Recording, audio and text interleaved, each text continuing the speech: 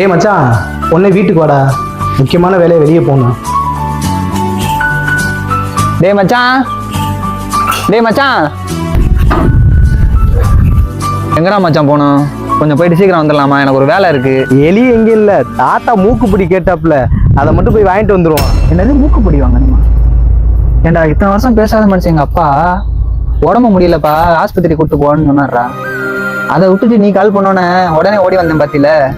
கண்டிப்பா உனக்கு இந்த மாதிரி ஒரு நிலைமை வரும்டா. நீ கூப்பிட்டோன்னே பொசுக்குன்னு வரனால தானே மூக்கு பொடி வாங்குறதுக்கும் மிளகா பொடி வாங்குறதுக்கும் நீ யூஸ் பண்ற.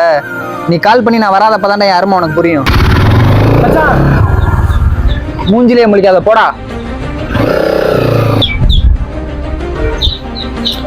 யாரா மச்சான் அவனை திட்டிட்டு போறான்? அவன் இல்லடா, அது என் ஃப்ரெண்டு தான்டா. இன்னைக்கு அவன் பிறந்த நாள், அவனை சர்ப்ரைஸ் பண்றதுக்காண்டி நான் வர சொல்லியிருந்தேன். இன்னைக்கு அவன் அப்பாவுக்கு முடியலையா, அவன் சுச்சுவேஷன் புரியாம நான் வர சொல்லிட்டேன்னு கோவப்பட்டு போறான்டா. இருந்தாலும் நீ பண்ண தப்பு தான். அவன் என்ன சூழ்நிலை இருக்கான்னு தெரியாம நீ விளையாண்டுருக்க கூடாது.